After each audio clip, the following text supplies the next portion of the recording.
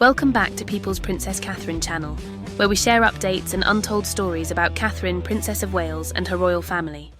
Today, we bring you some significant news.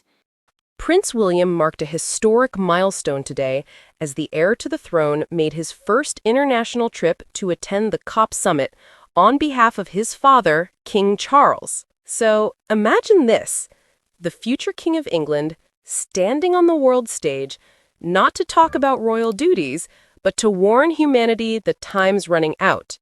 And here's the twist. He's doing it in his father's place. What does Prince William's powerful speech at COP30 really mean for the monarchy and for all of us? At the COP30 climate summit in Brazil, Prince William didn't just deliver a speech. He delivered a message that felt almost like a royal baton being passed.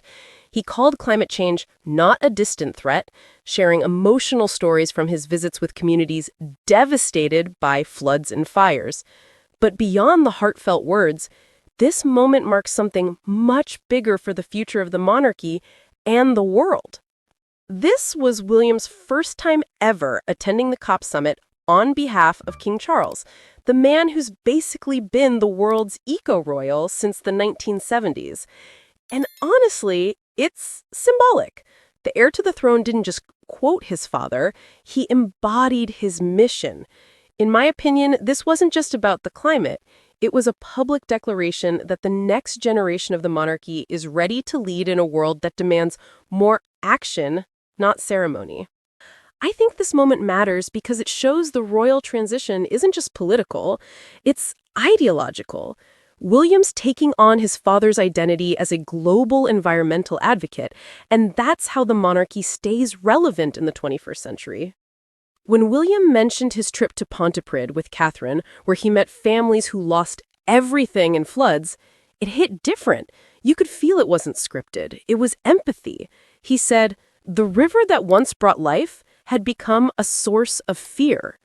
And honestly, that line sticks, because it reminds us that even in the UK, not just faraway countries, the climate crisis is at our doorstep. This shows how the royal family is reframing climate change, not as a political topic, but as a humanitarian crisis. William's trying to connect with ordinary people who've been hit by it, and that's how he bridges the royal image gap from palace to people. When William said no corner of the globe will be unaffected, that's not just a fact, it's a warning shot.